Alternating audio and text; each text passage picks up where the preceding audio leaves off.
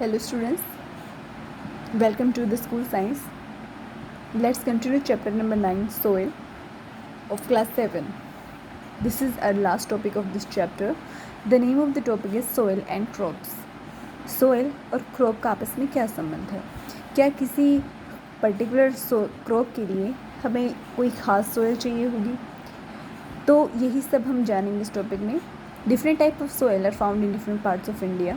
In some parts there is clay soil, कुछ में कैसी है लोमी सोइल है और कुछ पार्ट्स में सैंडी सोइल मिलती है. तो सबसे पहले हम बात करते हैं कि अलग अलग टेक्सचर होता क्यों है सोइल का.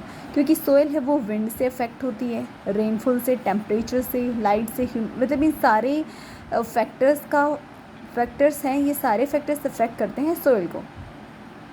कुछ क्लाइमेटिक फैक्टर्स होते हैं जो कि सोइल प्रोफाइल को अफेक्ट करते हैं, bring changes to the soil structure, right.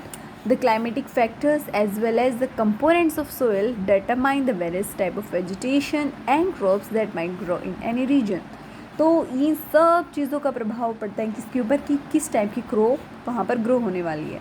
जैसे क्ले और जो लोमी सोइल हैं ये किसके लिए सूटेबल होते हैं, cereals like wheat and grain. ठीक है, इन टाइप के अनाज के लिए clay soil and loamy soil का mixture is the best, right.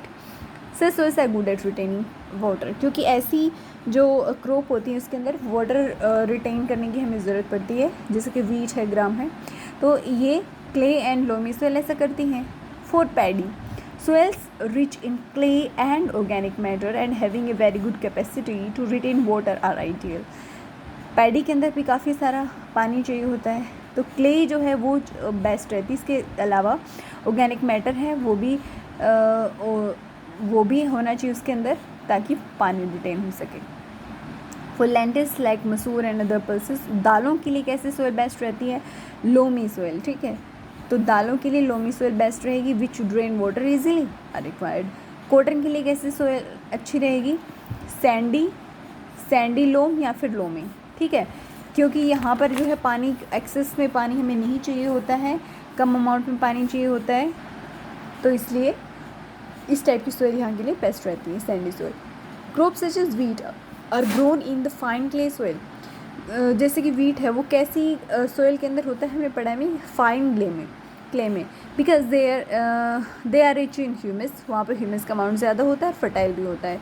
So find your teachers, parents and farmers the type of soil and crop grown in your area. आपको ये करना है कि आपके एरिया में किस टाइप की सोइल है और वहाँ पर किस टाइप की फसलें होती हैं. इसके लिए आप अपने टीचर्स के, पेरेंट्स के, फार्मर्स की हेल्प ले सकते हो. ठीक है, तो आप मुझे कमेंट बॉक्स में बताना कि आपके एरिया में किस टाइप की क्ले है और वहाँ पर किस टाइप की क्रॉप वहाँ पर उगाई जाती हैं. Which kind of soil would be most suitable for planting rice अगर हमें उगाना है तो उसके लिए कौन सी टाइप की सोइल है वो बेस्ट रहेगी. Soil with a higher lower rate of percolation की जो रेट है वो उसके अंदर कम होनी चाहिए या ज़्यादा होनी चाहिए. ठीक है, तो इन दोनों क्वेश्चंस का आंसर भी आप मुझे कमेंट बॉक्स में बताओगे, राइट. देखो यहाँ पर पहले बहुत अच्छा क्वेश्चन पूछ रही है कि है ना, रेट ऑफ पर्कुलेशन में और अमाउंट ऑफ वाटर रिटेन्ड में क्या डिफरेंस है. तो देखो रेट ऑफ पर्कुलेशन क्या होता है कि कितनी दर से, मतलब कितना टाइम लगा रहा है वो क्या करने में, पानी को एब्जॉर्ब कराने में. ठीक है, और अमाउंट ऑफ वाटर इसमें क्या बोल रहा है, अमाउंट में तो उसमें पानी पूछ रहे हैं कि कितना पानी लगेगा.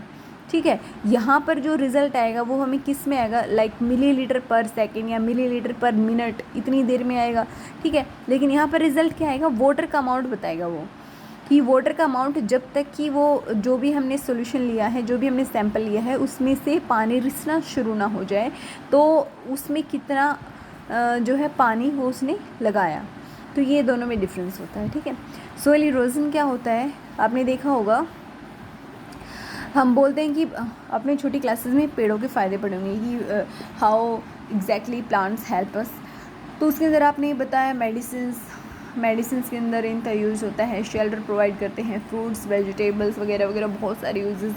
आपने ये भी पढ़ा होगा कि है ना सोइल इरोजन नहीं होने देता. तो सोइल इरोजन होता क्या है, मृदा अपरदन इसको हिंदी में बोलते हैं. जो ये जो लैंड है वो, इसके जो ऊपर वाली जो सतह है ना, ऊपर वाला जो एरिया हमने पढ़ा ए होरिजन, वो सबसे ज़्यादा आपको पता है रिच इन ह्यूमस. ठीक है, तो वो पानी के साथ बह जाता है. अगर वो पानी के साथ बह गया तो जो फर्टिलिटी है वो भी बह जाती है, और जो नीचे की जो होरिजन्स होते हैं वो उतने ज़्यादा फर्टाइल नहीं होते जितने कि वो होते हैं। तो इसके लिए क्या करते हैं, हम पेड़ उगाते हैं, क्योंकि पेड़ की जो जड़ें होती हैं वो जड़ें क्या करती हैं, वो इस मिट्टी को बांध कर रखती हैं, ठीक है। सो इसी को सोइल इरोजन बोलते हैं, और प्लांट्स जो है वो हमारी हेल्प करते हैं इस इरोजन को रोकने में, ठीक है। तो ये सोइल इरोजन के बारे में था। एक यहाँ पर केस स्टडी दिया हुआ है। केस स्टडी क्या होता है, नाम से ही पता चल रहा है, केस मतलब एक पर्टिकुलर केस हम उठाएंगे और उसके बारे में स्टडी करेंगे, और कोई जनरल कोई चीज़ कोई रिज़ल्ट हम सामने निकाल कर लाते हैं।